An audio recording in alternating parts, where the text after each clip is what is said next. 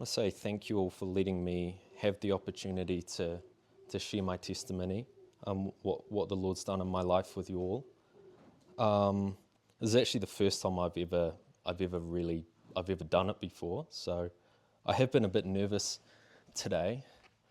But sort of amongst that, I was reflecting earlier, kind of like, what does it mean for me to share my testimony? And I was thinking about like one of the big themes in Scripture is, and something God commands the people of Israel to do, is to always remember what He's done in their lives.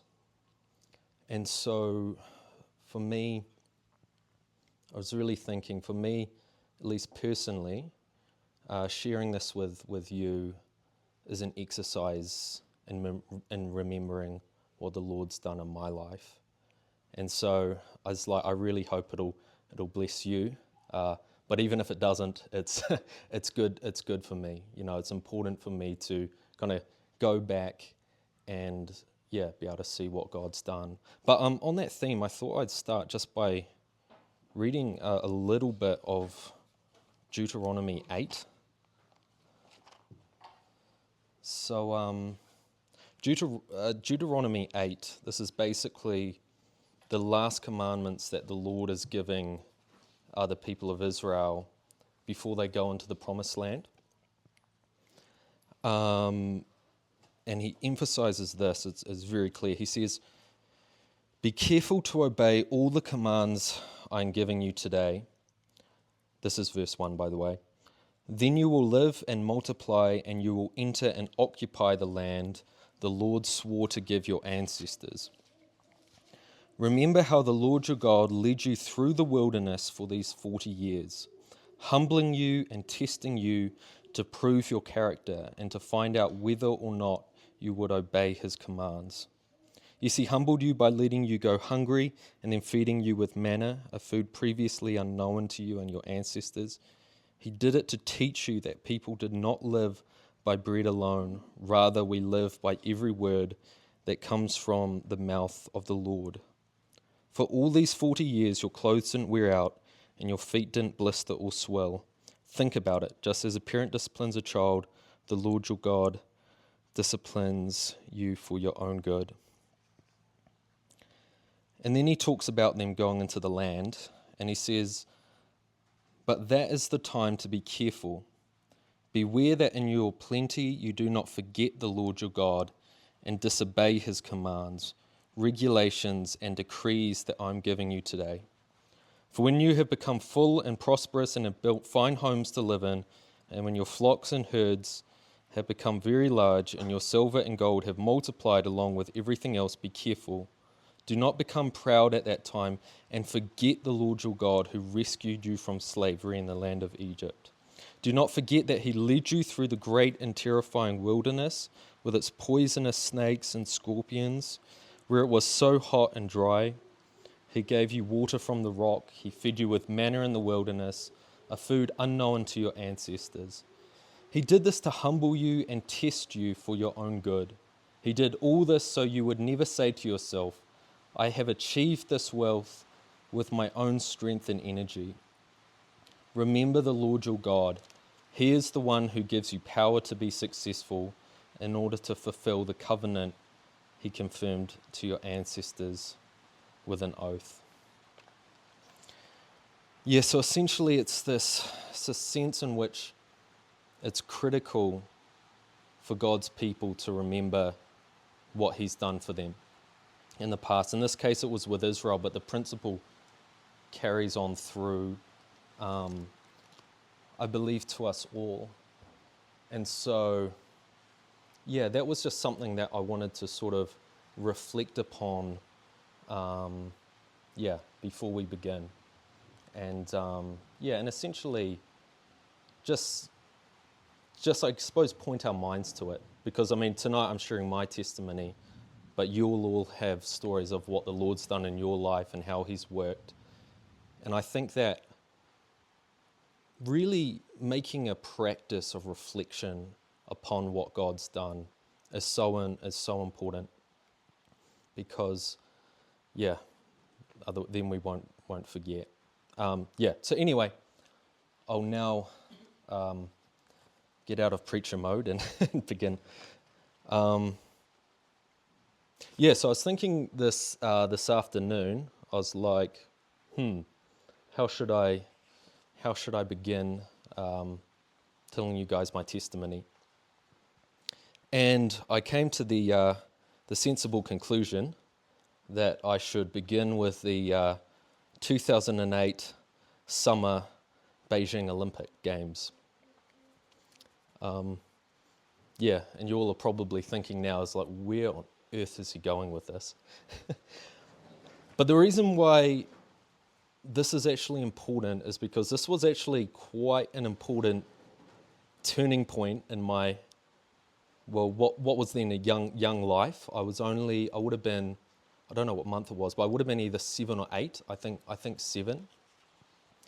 But essentially what those Olympics did was it sort of unlocked something in my life and in my mind. And that was essentially the world of sports. So before this, I really had no real interest in sports. I think I'd played one year of hockey, but I'd been okay, and I'd enjoyed it. I'd wanted to go, but it wasn't that big a deal. But then my mum said that she was like, oh, because we didn't grow up with TV, but she said, we're going to be able to watch the Olympics at my uncle's place. And I was like, what on earth are these Olympics? And I thought, oh, my mum likes them. They'll probably be really lame, you know.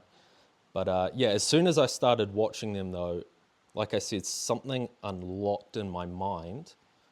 And from then on in, all I thought about and all I wanted to do was play sports. Play sports, watch sports, and everything with it. So, I mean, initially, I was really into hockey, but then after the Olympics ended, I wanted to continue watching sports. And my uncle that summer was watching a lot of Test cricket, so that was all there was to watch. So that was how I got into cricket. And essentially, I became that kid who, you know, lives for the practice on Wednesday and is, you know, a bye when you have a week off sports is it's like the worst thing. The cricket gets rained off. That's a tragedy. And so everything just began revolving around that. And sort of naturally, I then started thinking like, what do I want to be when I'm older? I want to play cricket for New Zealand. Or as well, I also thought I wanted to play hockey for New Zealand for a while. But it wasn't long before cricket really became my complete obsession. But even then, even as I'm thinking like, here I was like 10 or 11, amongst all these sort of, you know, fantasies, I used to go to sleep every night thinking, you know, imagining myself, you know, hitting 100 or whatever. I kind of had this feeling like, this probably isn't what God wants me to do with my life. He would probably rather me, I don't know, be a missionary somewhere overseas. You know, we had family who were missionaries in the Philippines. He'd probably rather me do something like that. That was sort of thing that crossed my mind. And I was always kind of like, ooh, yikes, whenever I thought of that. And the thing is, in a way, none of this really seems significant. It's kind of like, okay, you're a 10-year-old who likes sports and is thinking about, you know, what does that have to do with anything? But essentially what I believe happened because of this was sort of from a very early age, what kind of happened, what this did was it sort of created, I suppose I would put it like a posture in my heart where what I wanted to do with my life was far more important than what God wanted me to do with my life. Does that make sense? And the reason why it's important here is because there's sort of a theme that kind of grew throughout my life. right up until kind of a point we'll get to. Um, but yeah, anyway, long story short, the whole playing cricket for New Zealand dream died a very sudden death when I was like, 13, 14, because I was homeschooled and the opportunity to be able to pursue sports at a higher level just wasn't there.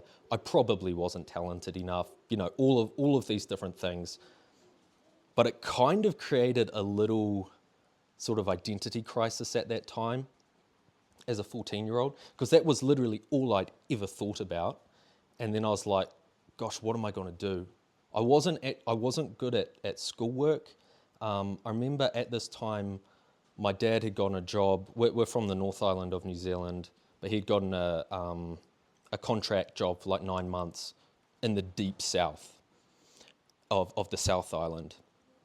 And the people in the deep south of the South Island, they're built different, They're all, they're all farmers, hunters. They can all fix tractors without, they're kind of that way inclined. And I wasn't that way inclined either. So I didn't feel I was academic, and I didn't feel I was this way.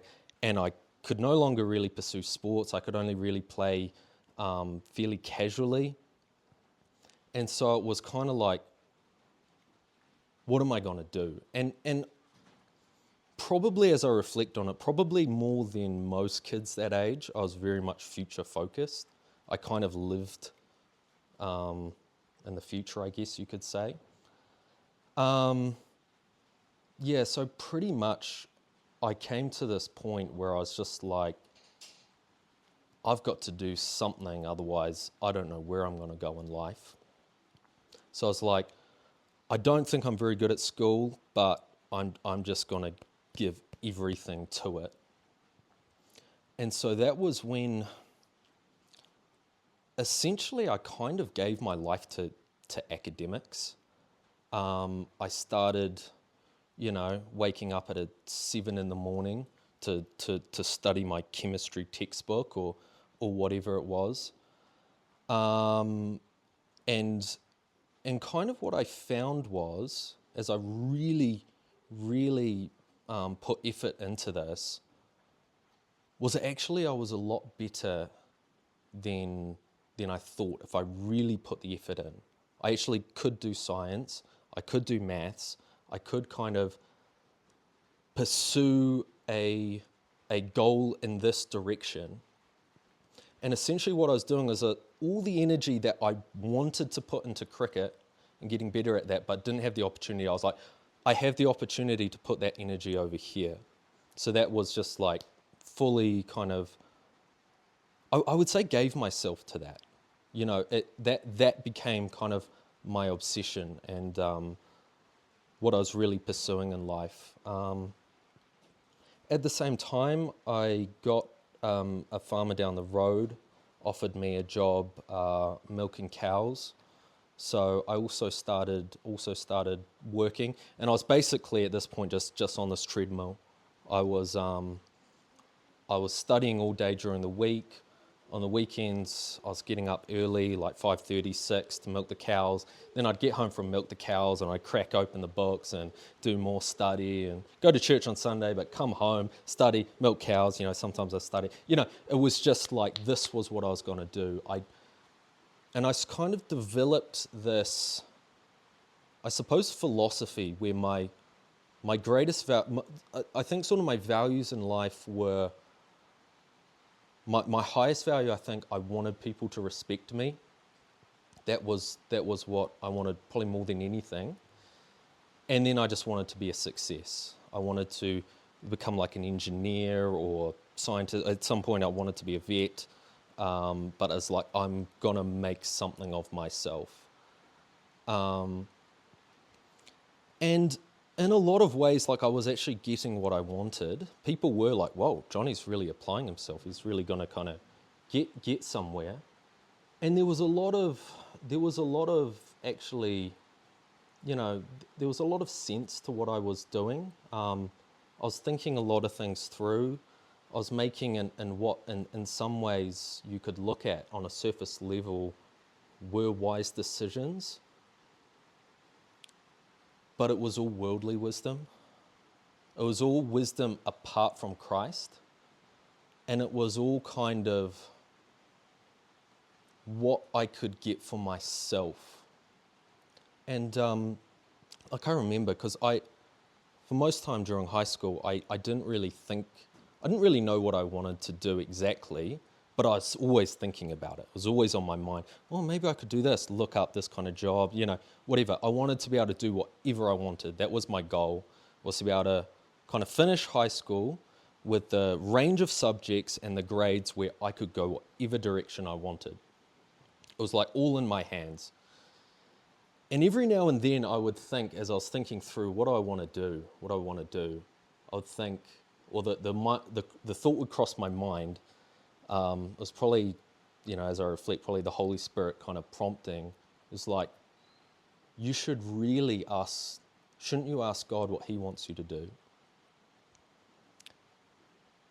And that thought actually terrified me, if I'm honest. It was like, because it was like, I only wanted to do what God wanted me to do if what He wanted me to do was what I wanted to do. Does that make sense? And so, and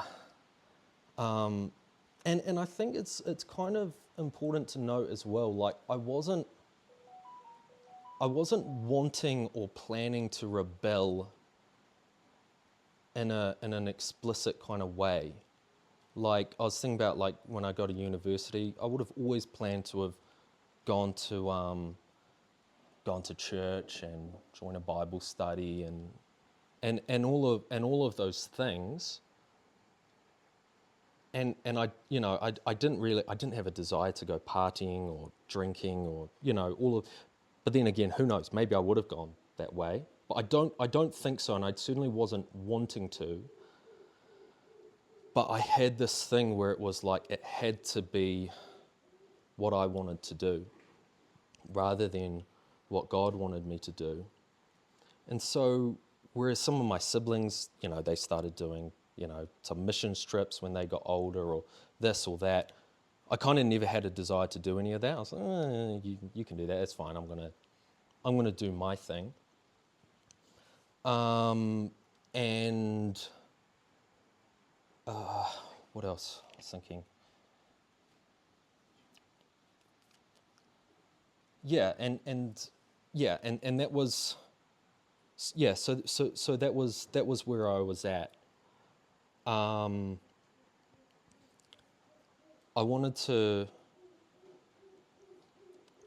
did want to kind of live a Christian life, but it sort of had to be on my own terms. I had a problem with surrendering my will to God, if it were. But it was more than just a problem, because there were occasions when I would feel convicted about this, that I wasn't actually really living for the Lord. And I mean, there was one time in particular, I don't know if you guys ever heard of a preacher, Salvi knows him, called Bill Randalls. Yeah, he used to come to our church and preach, and if anyone is going to make you feel convicted of sin, it's Bill Randalls. and so he came along, and I remember one day, and I was like, oh man, I just knew I'm not really living right. And so I remember I got home, I got on my knees, and I was like, Lord, I want to live more fully for you. But then the next day I was just back to how I was. There was like this blockage. There was this thing that I just couldn't kind of break through. But yeah, anyway, I was on this trajectory. Like by the time I was 17, I'd saved over 10,000 New Zealand dollars. It's like 100,000 rand. I was getting really good grades. Like I wasn't the best student, but I was doing very well, and I worked really hard. And I was kind of getting to my goal of being able to choose whatever direction I wanted to go, be like that self-determined person. But then one day, it all went. So what happened, essentially, there was one day where I was milking cows, and usually what happened was my only job was to milk the cows. I didn't do any other work on the farm. I didn't get the cows in from the paddock. I just turned up to the shed and milked the cows. So I called myself an agricultural specialist. But but anyway, I once got to the shed and my colleague hadn't arrived yet. He was a bit late, so he hadn't got the cows in, and they were still out in the, but they were in a paddock that was very close, and so I thought, oh, I'll just go get them in. I think there was a paddock over here where the gate was open. That gate was shut. Okay, I needed to shut that gate, open this gate, shut that gate. But as I started thinking it through, I suddenly couldn't. This is very strange. I couldn't think about it. I couldn't think logically about what I needed to do in terms of open that gate. Shut. It was like, and I started like panicking, and I kind of went out there, fumbled around. I actually think I let some of the cows into the wrong paddock, it's funny, but it was a freaky experience, and I was just like, whoa, what's happening here? And then that evening, and it's worth noting this was the end of the summer. This was like right at the end of summer holidays in 2018. So I was about to get back into my last year of high school. And so I think that evening we went to my auntie and uncle's place for dinner, and me and my sister and cousin started playing a board game called Who's Who. Do you guys know the board game Who's Who? Okay, maybe it's called something different over here. It's basically like you have these two boards, and each of them has like a different person on it, and so and then you have to try figure out what person the other person has. You have like a card of one of them, and so like you say something like, "Does your person have orange hair?" And they'll be like, "No." Okay, well that whittles out all the people with orange hair. Then you ask another. It's just really, really simple, easy game that you don't even have to think about to play. But I was sitting there and I was just like, for example, like, does your person have orange hair? No.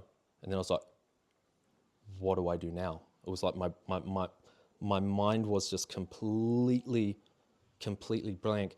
And I had that same kind of like panic. It was like, what is happening to me? What is wrong with me? I remember I went into the bath. I was like, okay, see guys, I need to go to the bathroom. And I remember going in there and just putting my hand to my face and just being like, God, what is happening to me? What's going on? I felt like I was losing my mind, you know? And so, yeah, but it's like, what do? You just push on, and you kind of hope that this sort of disappears. Because it was like, I kind of overall felt normal, except for when I had to think about something like logical, and then it was like I couldn't do it.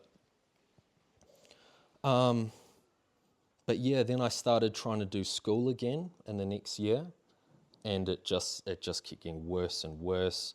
I couldn't, the work I was sending in was pretty bad. Some of my teachers that I'd had the previous year were kind of like, I got some of their feedback back, and it was kind of like, what? It was almost like, what's going on, with this guy? He was like this last year, but he's like this year, And it kept going on until probably maybe I was 3 weeks in or something, and I remember I was trying to study my chemistry like textbook, and it was very simple stuff. It was just basically talking about the structure of the atom. So basically, in the atom, you have the nucleus, which has the protons and neutrons, and then outside the nucleus you have the electrons, and the electrons are in the energy levels, which are in the sub-levels, which then are in things called orbitals. It's like, for me now, it's so simple. But I remember trying to study this, and I remember thinking, wait. So there's the energy levels, and then there's the, and it was just the more I tried to concentrate, the more I would just get like a headache, and my head would feel heavy, and it was clouded, and it was just, and I remember right then I was just, I'm done. I give up. I went out to my mum, and I mean, I'd been telling her I'm tired, so she was sort of in clue with kind of what was going on, but I was just like, Mum, something is wrong with me. I do not know what's happening. And thankfully, I had a cousin. One of my cousins had gone through something similar to this, not quite as extreme, but had the same kind of chronic fatigue syndrome symptoms that I was experiencing, but quite a few years earlier. And so she kind of remembered that, and she was like, yeah, I think you've got ME, or chronic fatigue. And so at that point, that was kind of, and actually one of my aunties had it as well. So it was sort of something in the family. So so that was actually very nice. It got diagnosed. But I mean, you sort of get diagnosed with something, and then it's like, what's in front of you, you know? It's like suddenly your whole life is turned upside down, because I was supposed to have one more year at high school, head off to university, do what I was planning to do, and move forward. But essentially, I now had this illness, which I'd basically got in the previous year. Pretty much what I had was what people with long COVID have. It's basically exactly the same thing. It just was from a different virus than what people with long COVID had. But yeah, so like I said, I was in this place where it was like suddenly my world is being completely rocked, completely upside down. And I'd already been thinking, like the thoughts had already been going through my mind as I'm feeling like I'm losing my mind and what's happening to me. I'd already been like, what was the point of all the study I'd done, like in the previous years, all the work I'd put in, if it kind of just led to this? And sort of my philosophy of, because I sort of lived under this philosophy of like, you will never regret hard work. I like explicitly kind of, suddenly I was like, I think I'm regretting all the hard work, And so I was in this kind of place of flux. It's like, what's going on? What's the future? And my mum got me to listen to a talk by a lady called Elizabeth Elliot. Have you guys ever heard of Elizabeth Elliot?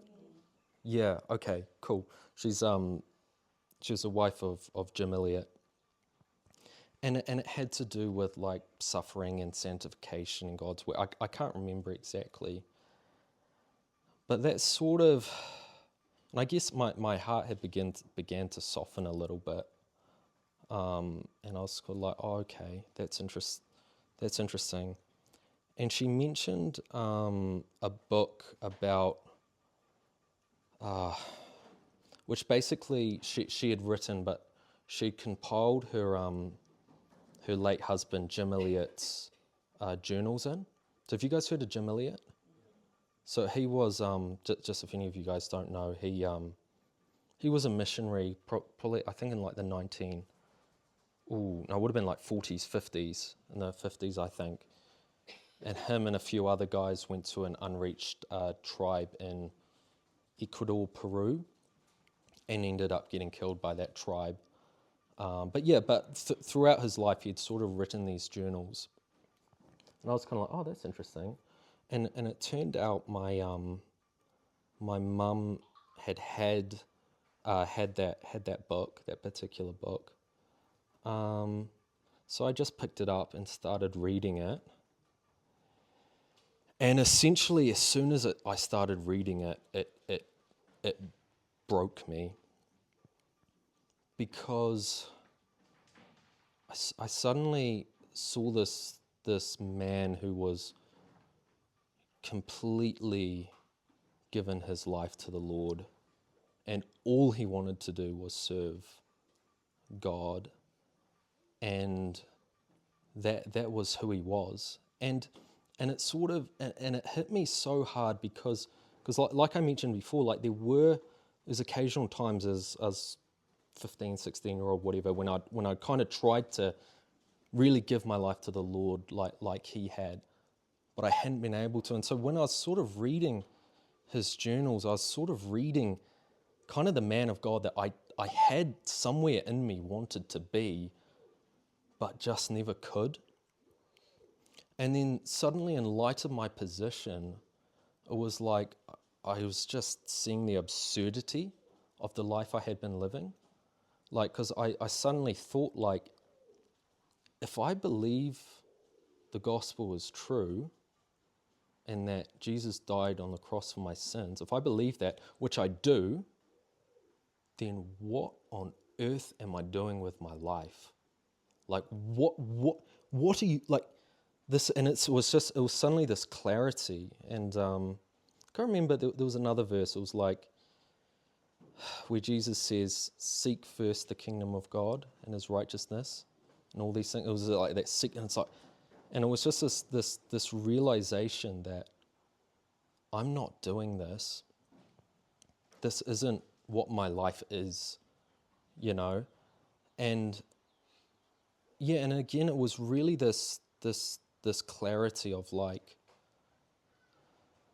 it was weird because in one way, it was almost like it was almost like I kind of had to lose my mind in order to see sense. If that does that make sense?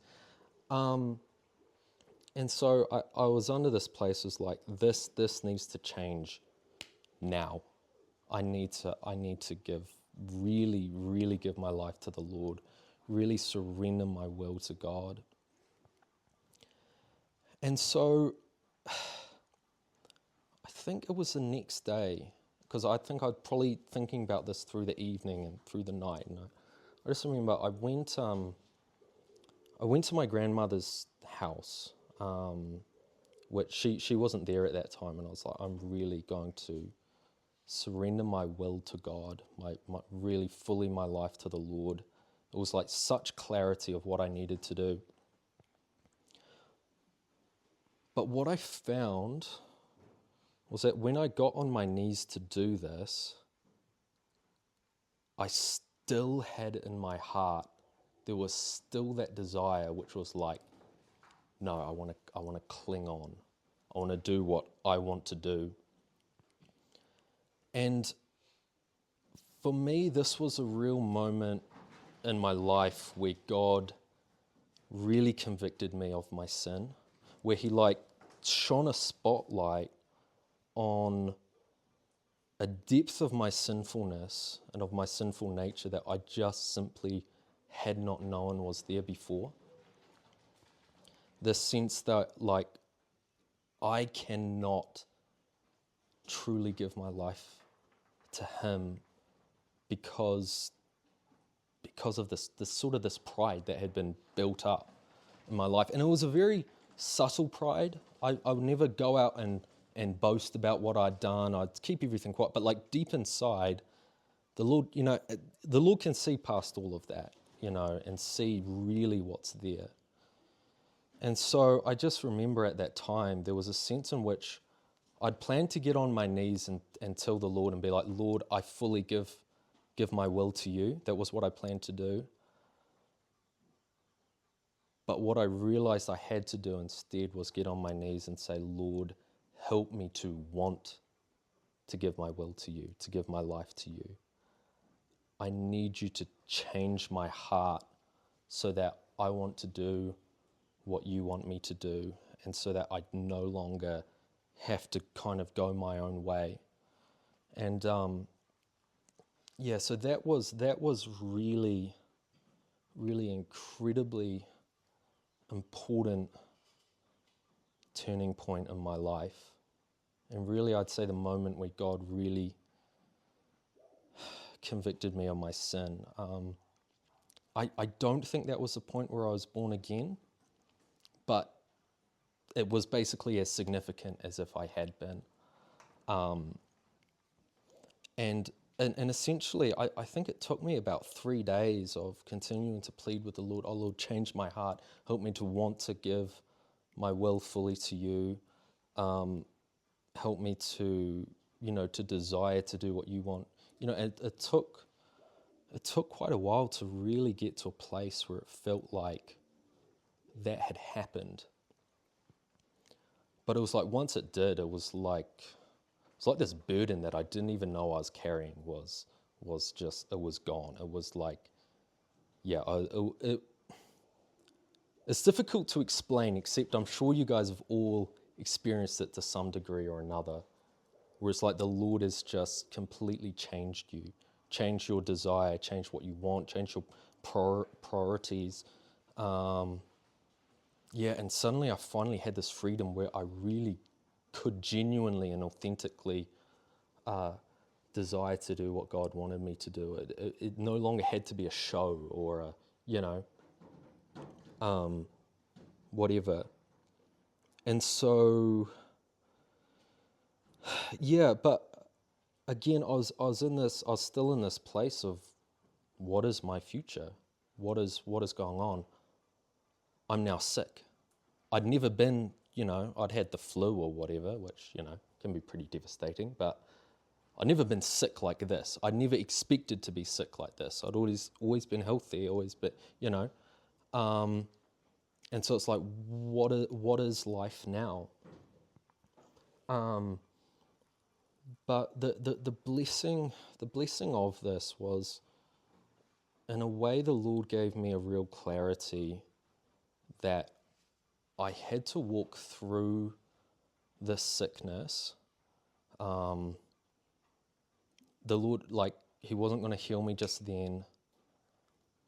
And the reason was because I knew in my heart, say the Lord had just healed me right then, I was completely back to normal, completely back to how I'd been. If the Lord had done that, then I would have just gone straight back to how I had been before, and that really kind of terrified me. And so I kind of knew in my heart, it's like, okay, I've got to walk this through. And my cousin, when he had been sick with this same sort of condition, he had had it for 2 years, and then he had got back to normal. Most people I heard who were about my age, it's quite common to get it when you're kind of like 17 or 18, because it's like when you're finishing growing and your body's using a lot of energy for that, and then so when you burn yourself out, you can, anyway. But most people have it for about 2 years and then sort of just come right. So I kind of had that in my head. I was like, okay, this is me for now, but I'm going to walk through it. The Lord is going to do His work in me, and then I'm going to come out the other side, and I'm going to have this awesome testimony, and I'm going to serve the Lord, and that was sort of my mindset. But it didn't quite turn out that way. It wasn't. I mean, life was very up and down. There were some days where I was kind of felt pretty good in the morning, and then like afternoon hit, and I kind of just couldn't get off the couch. There were some days I could barely get out of bed. I was just like completely debilitated, but particularly in terms of my cognitive abilities. I continue to study as much as I could. But basically something that would easily have taken me like 2 weeks was suddenly taking me like 2 months, maybe even 3 months. Like it was like there were so many days where I sat down to study and it's just like, no, I can't do it. Or maybe one day I'd have quite a good study day and then I'd time myself out so much I couldn't do anything else for like 3 weeks.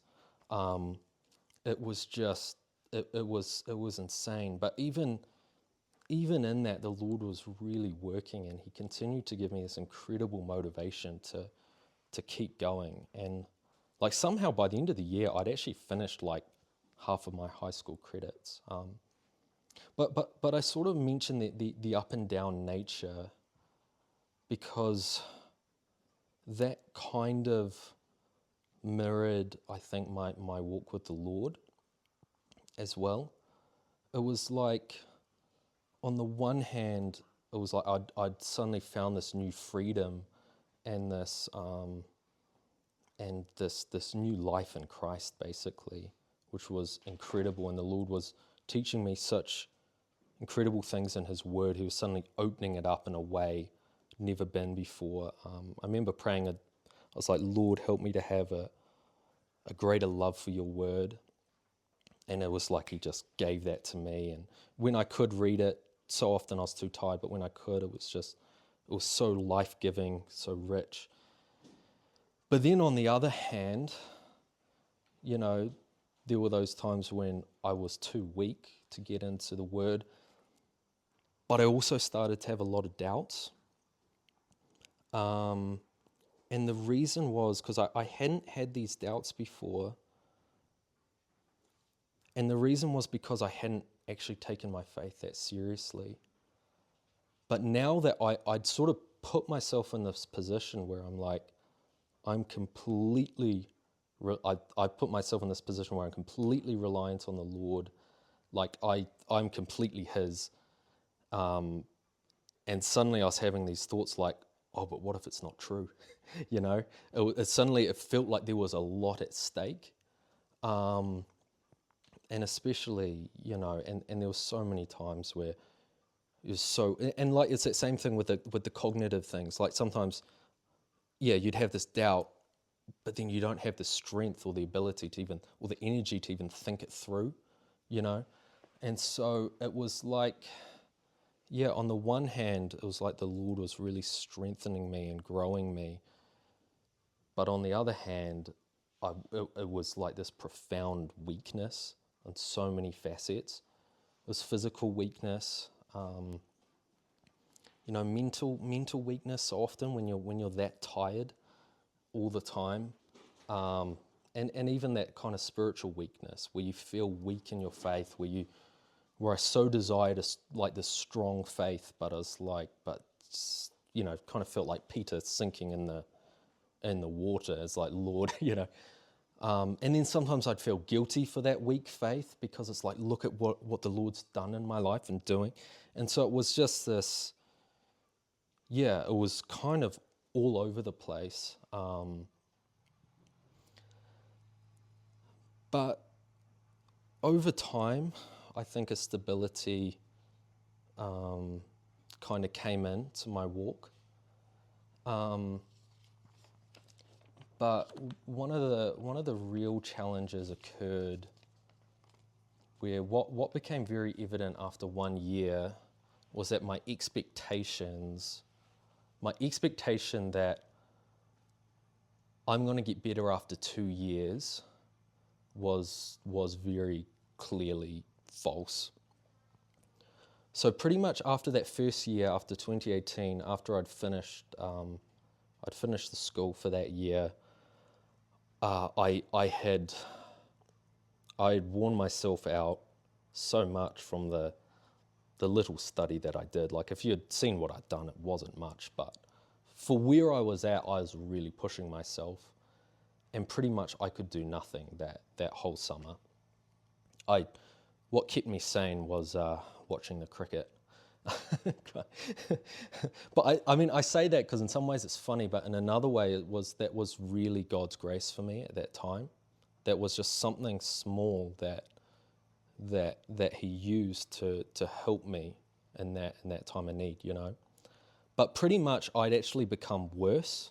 And so when I started to try to do school the next year, I came to this place where it was just like, sheesh, I'm actually making my health worse by trying to study than I would if I just stopped. I literally had this moment. I remember I was trying to do.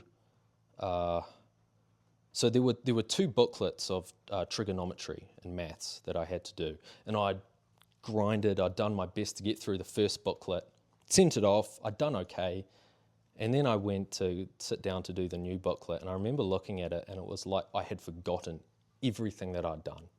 I'd worked for about a month, as much as I could to get this information down, and it was just all gone. It was like my brain was just a sieve, you know.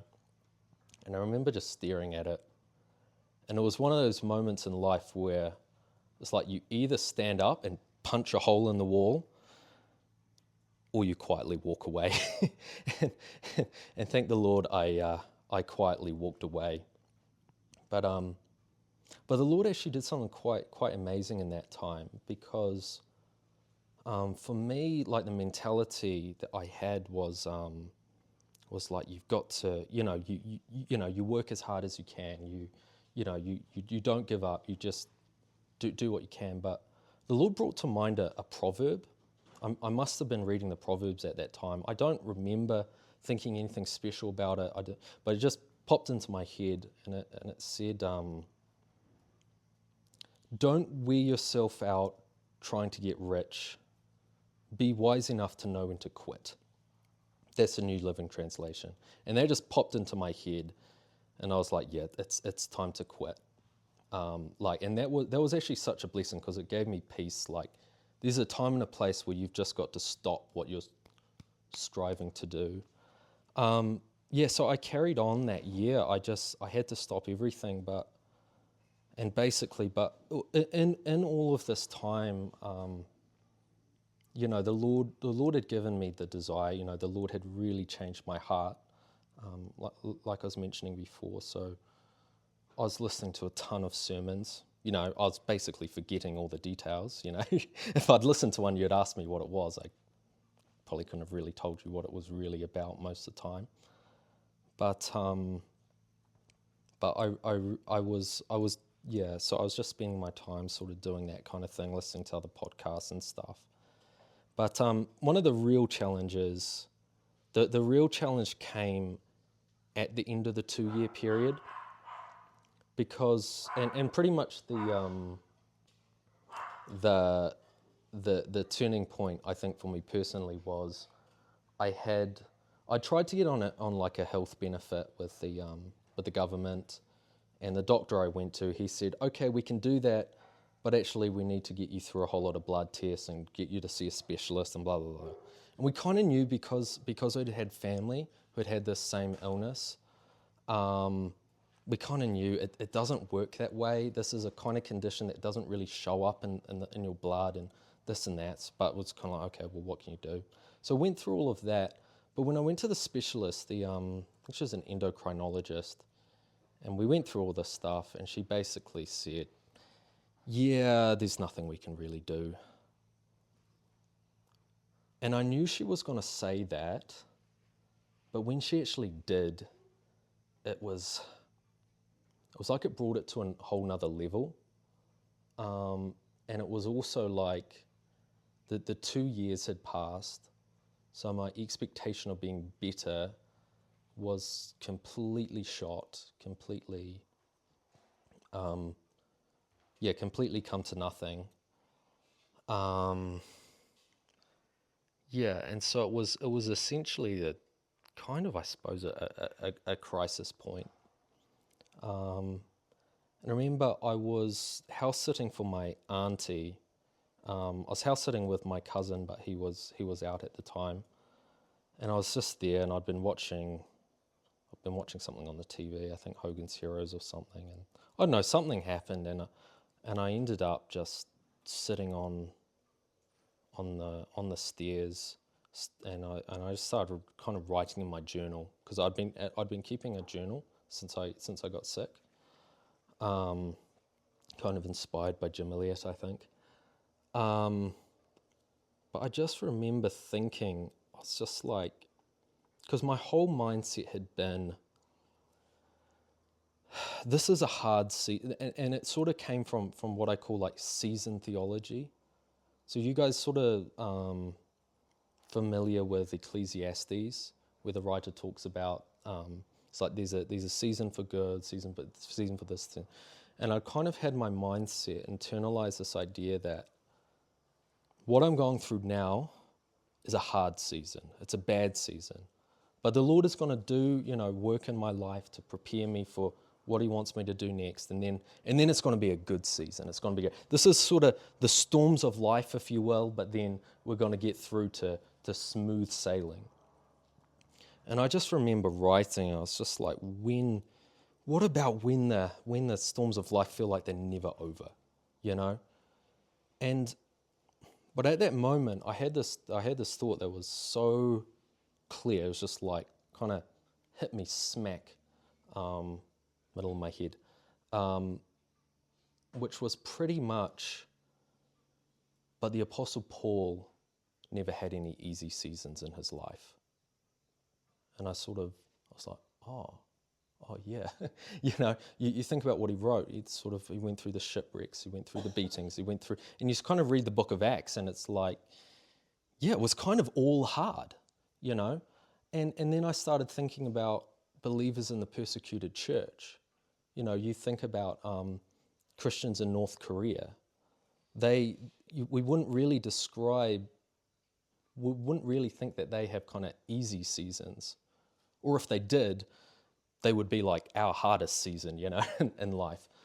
Or Christians in Iran, and it was suddenly just like this ticking kind of going in my heart and my mind, and suddenly it was like I realized that I had put my hope and trust in the hard season ending and the good season coming, instead of putting my hope and trust in Christ.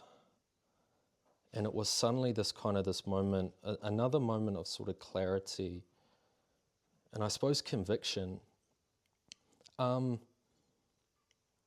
then the next thing that sort of went through my mind was what I thought was a verse in the Bible, but it turns out it was actually like a few verses that are kind of mixed together. But I'll show you what I mean. So I'll just, if you want to turn Matthew chapter 10.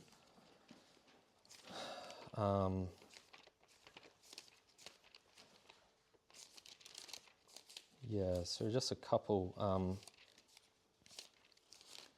Matthew chapter 10 and verses 37 to 39.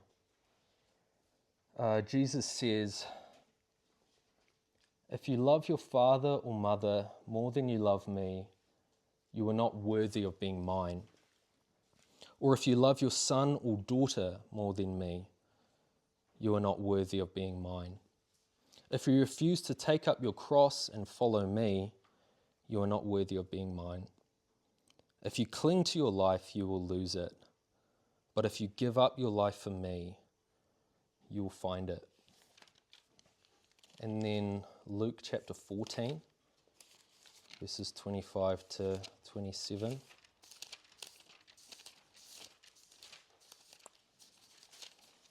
Uh,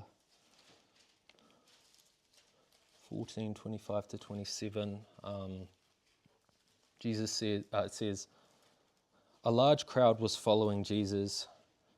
He turned around and said to them, 'If you want to be my disciple, you must, by comparison, hate everyone else, your father and mother, wife and children, brothers and sisters, yes, even your own life. Otherwise, you cannot be my disciple. And if you do not carry your own cross and follow me, you cannot be my disciple.'" And the last one is Mark chapter 10. And you can sort of tell these are very similar passages, but Mark chapter 10, 29 to 30, Jesus says, it says, yes, Jesus replied. And actually, so the context of this is the rich young ruler who comes to Jesus and says, Master, what must I do to be saved? And basically it comes down to, you must give up everything you have, and he walks away sad. It's that story, that's the context. But Jesus says, yes, and I assure you that everyone who has given up house or brothers or sisters or mother or father or children or property for my sake and for the sake of the gospel will receive now in return 100 times as many houses, brothers, sisters, mothers, children, and property, along with persecution. And in the world to come, that person will have eternal life. Yeah, so in light of what I had just been sort of thinking about and what had sort of come to my mind and my heart concerning, I've put my trust in hoping that this difficult time will pass and then a good time will come. Instead of putting my trust in Christ, what then came to my mind, sort of the amalgamation of these verses, was pretty much, I've written it down here, it's like, if you are not willing to give up father, mother, brother, property, like everything you have, for my sake and for the sake of the gospel, you are not worthy of being mine. And so the challenge to my heart and mind right then was, am I willing to give up my health for the sake of Christ and for the sake of the gospel? And so this was another point of which, like,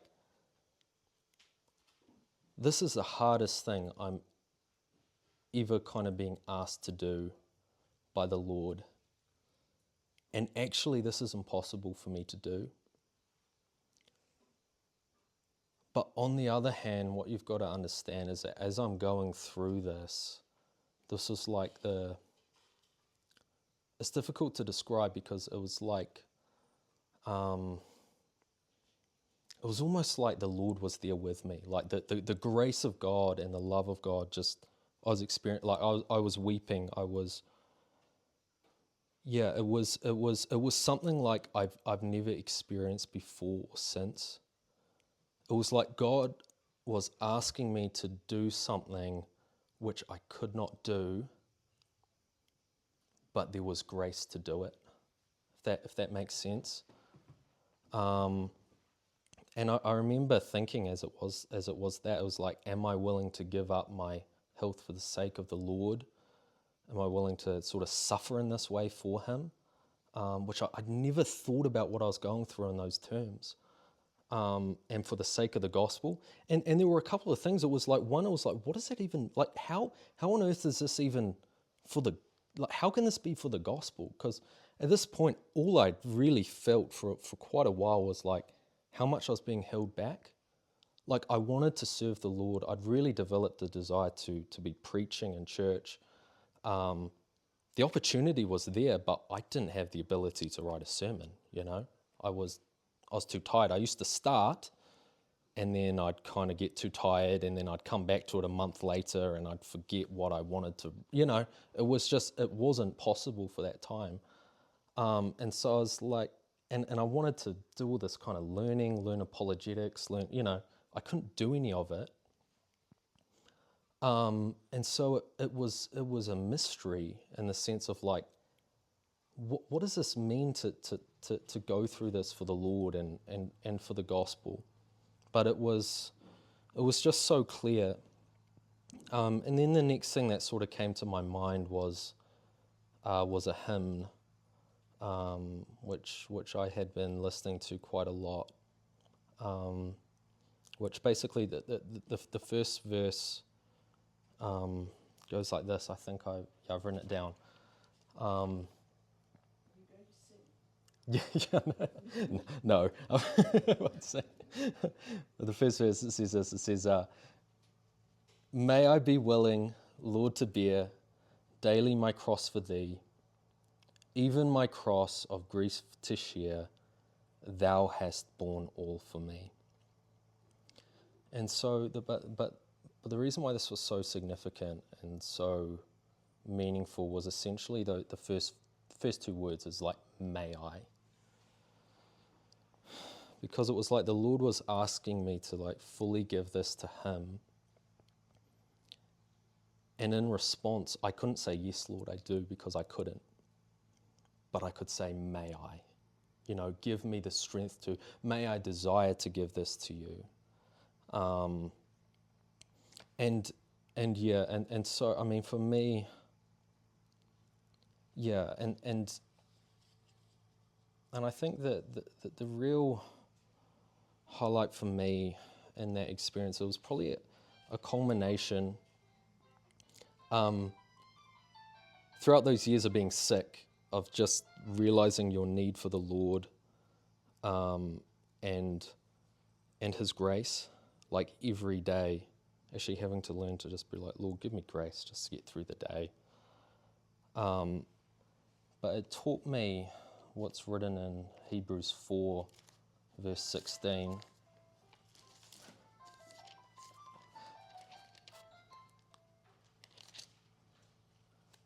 Hebrews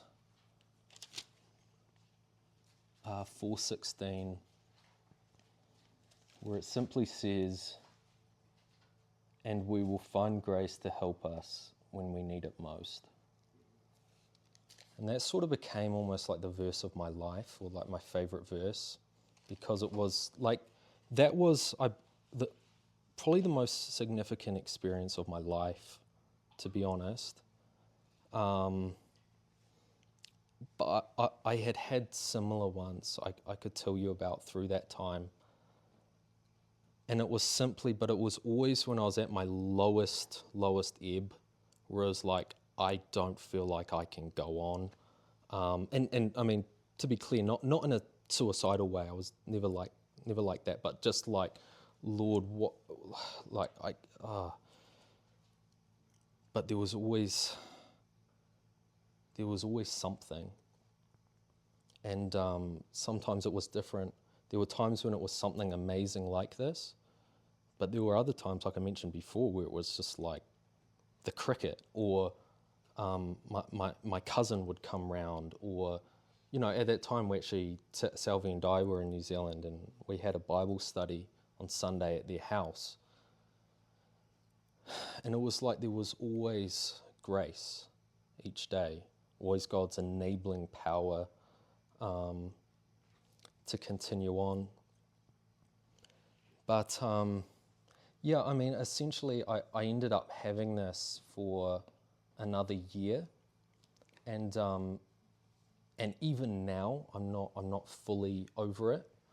I still struggle with it. It's obviously clearly not debilitating the way it was, but it still has a big effect on my life. But yeah, I mean, I guess at the end of the day, it's like, through that, I really can sort of testify to the Lord's goodness, His graciousness, His kindness, His realness. And, to a point where, because the most difficult thing about having a chronic illness like this is the fact that it's chronic. You sort of, if you have, say you've broken your leg, there are several reasons why something like that is nicer than a chronic illness. One, because people see that you've got a cast on their leg, so they kind of understand what's going on. If you have a mystery chronic illness, people have no idea. And so it can become very difficult. But also, if you have a cast on your leg, you know that in 4 months, or however long it is, it's going to be off and you're going to be better. But with a chronic illness, it's indefinite. It's the same. And it's almost like it becomes more and more of a reality, and the thought of becoming better becomes more and more of a fantasy, if that makes sense. It's like the life of being better it's almost like think of the children of Israel when they were in the wilderness and they were at their most thirsty, their most hungry, they're completely sick of manna, and then it's like, oh yeah, but the promised land's just over there. And it's like, okay, but this is the reality now. It almost feels like that. It almost feels like being well is this abstract kind of, and more non-reality. It's like, is it ever going to happen? And it's just like, yeah, and you can't work and feel like you're going to either get married, all of these sorts of things. But it's like what I learnt, which is something so simple and something that we all know, and yet we kind of don't know until we're forced to learn it, which is like when everything's sort of stripped away, Christ is still there, and he's always there. And it's like, I remember getting to this place where it's like, no matter what I go through, no matter how long I have this illness, I remember thinking it's like, in all realistic expectations, I could have been 26, still living at my parents' place, still not able to work, study, all of that. Like that was sort of the barrel of a gun, if you like, that I was looking down.